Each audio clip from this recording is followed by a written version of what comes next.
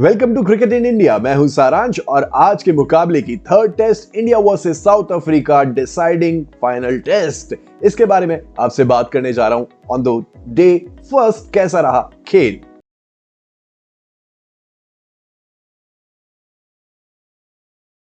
Toss जीतकर पहले बल्लेबाजी करने का फैसला किया, जो कि काफी सही दिख रहा था शुरुआत में, पर जैसे जैसे खेल आगे बढ़ता गया ये फैसला थोड़ा सा डगमगाता हुआ लगा, क्योंकि पहले शुरुआत की मयंक अग्रवाल ने और केएल राहुल ने, पर दोनों जल्दी जल्दी पवेलियन लौट गए और 33 रन पे 2 विकेट और दोनों भारतीय ओपनर पवेलियन लौट चुके थे, जो कि काफी लड़खड़ाने वाली स्थिति थी इंडियन टीम के लिए। केप टाउन का ये जो न्यूलैंड्स ग्राउंड है, यहां पर थोड़ी सी दिक्कत फेस करनी पड़ी है इंडियन बैट्समैन को, क्योंकि एक हाई बाउंसी पिच ये है। राहुल और मयंक ने 31 रन जोड़े, पर फिर उसके बाद में 15 रन बनाकर रबाडा का शिकार हुए मयंक अग्रवाल और ये चल दिए पवेलियन की तरफ। फिर पारी जैसे जैसे आगे बढ़ी दिक्कतें खत्म नहीं हुई। जब लगता कि एक पार्टनरशिप बनने जा रही है, वो पार्टनरशिप ब्रेक हो जाती।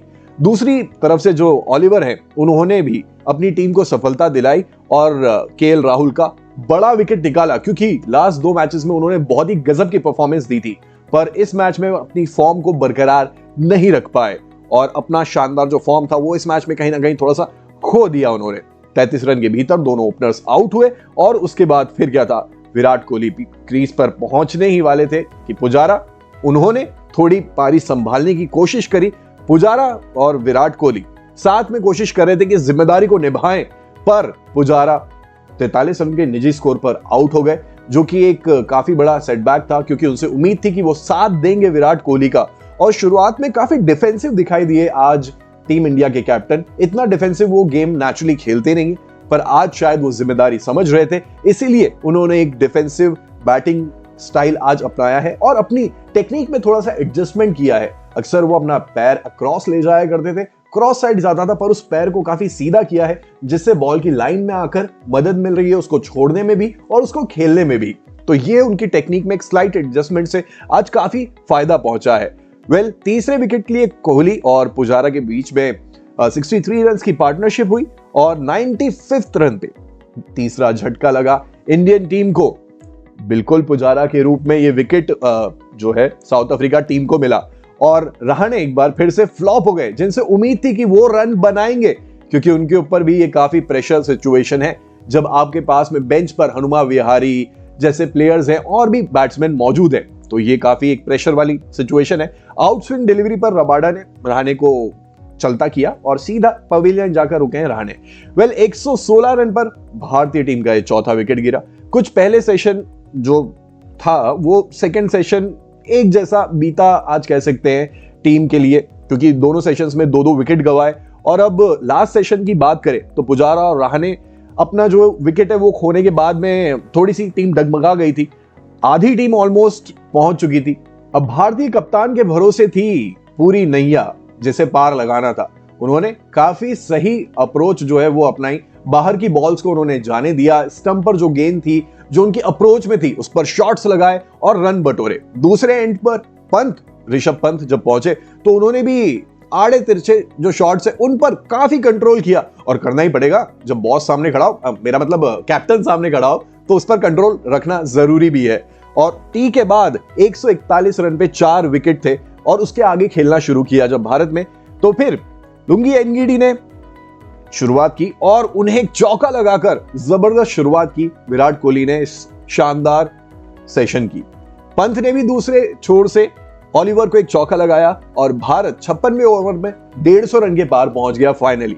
इस दौरान कोहली ने 60वें ओवर में चौका लगाकर अपना अर्धशतक भी पूरा किया, लेकिन अगले ही ओवर में पंत ने कोहली को बीच मझधार में छोड़ दिया और 27 रन बनाकर पंत पवेलियन लौट गए। इसके बाद अश्विन भी ज्यादा देर सर्वाइव नहीं कर सके और सिर्फ 2 रन बनाकर मार्को यानसेन की तीसरी गेंद का शिकार बन गए और उनके तीसरे शिकार बन गए। 175 रन पर भारत के 6 खिलाड़ी ड्रेसिंग रूम की शोभा बढ़ा रहे थे। इकलौते विराट कोहली टीम के लिए खड़े रहे, दूसरे छोर पर कोई भी उनका साथ निभाता नहीं दिखा। विकेट का गिरना जो सिलसिला है ये रुक ही नहीं रहा था और फिर उसके बाद में थोड़ा सा अप्रोच में बदलाव दिखाई दिया विराट कोहली की। उन्हें भी लगा होगा कि शायद रन गति को बढ़ाना चाहिए, क्योंकि रन्स भी ब्लॉक हो गए थे और विकेट्स भी जा रहे थे। तो मुझे लगता है कि उनका साथ आज कोई नहीं दे पाया। दूसरे एंड पर जब शार्दुल ठाकुर आए तो लॉर्ड में जैसी उन्हें बल्लेबाजी की थी वैसी उम्मीद कर रहे थे, पर आज वैसा कुछ हो नहीं पाया। एक शानदार स्क्वायर कट लगाया था उन्होंने, बहुत ही गजब रबाडा की गेंद पर उसके बाद में फिर वो भी आउट हो गए। और इस बीच जो छक्का उन्होंने लगाया था स्क्वायर कट में, तब 200 का आंकड़ा छू लिया था इंडियन क्रिकेट टीम ने। अब बात करें आगे तो फिर केशव महाराज की बैकफुट वाली गेंद पर चौका लगाया शार्दुल ठाकुर ने, उसके बाद वो आउट हो गए उसी ओवर में। बहुत ही सॉफ्ट डिसमिसल था उनका, शायद लालच में आ गए थे कि मैं अच्छे रन्स बना रहा हूं, अच्छी बैट पे आ रही बॉल, और उस लालच में उन्होंने अपना विकेट आई थिंक थ्रो कर दिया। ये कहना बिल्कुल सही होगा कि उन्होंने अपना विकेट थ्रो कर दिया एक तरह से। 205 रन पर 7 विकेट खो चुका था भारत। विराट 73 रन पर अकेले डटे हुए थे, लेकिन फिर ठाकुर ने गियर बदला और उनका विकेट जाने के बाद में विराट कोहली भी थोड़े से, मुझे लगता है कि अपना कंसंट्रेशन जो है लूज कर चुके थे। जसप्रीत बुमराह बिना खाता खोले चल दिए। उसके बाद में अब कहा जाता है कि जब बैट्समैन इतनी अच्छी परफॉर्मेंस नहीं कर पाए तो टेल एंडर्स से ज्यादा उम्मीदें रखनी नहीं चाहिए, पर अक्सर कई बार टेल एंडर्स ने कमाल करके दिखाया, हमने पहले भी देखा है।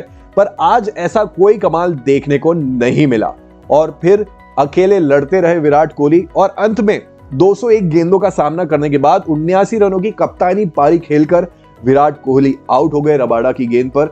मुझे लगता है कि उनका कंसंट्रेशन कहीं ना कहीं वीक हो गया था, ध्यान भटक गया था और उनके ऊपर सिंगल लेना एक बहुत ही ज्यादा बड़ी जिम्मेदारी हो गई थी, क्योंकि स्ट्राइक पर नहीं रख सकते थे वो बॉलर्स को ज्यादा देर के लिए, और इसी वजह से उन्होंने अपना विकेट खो दिया। और आज का दिन खत्म होने तक मैं यही कहूंगा कि साउथ अफ्रीकन गेंदबाजों ने आज के आखिरी सेशन में पूरी तरह से पलटवार करके रख दिया है इंडिया के लिए। आगे क्या होता है इस मैच में और कैसा पलटवार इंडियन क्रिकेट टीम करती है, ये आपको पता पड़ते रहे। इसके लिए क्रिकेट इन इंडिया को जरूर सब्सक्राइब करें। मैं हूं सारांश, थैंक यू सो मच।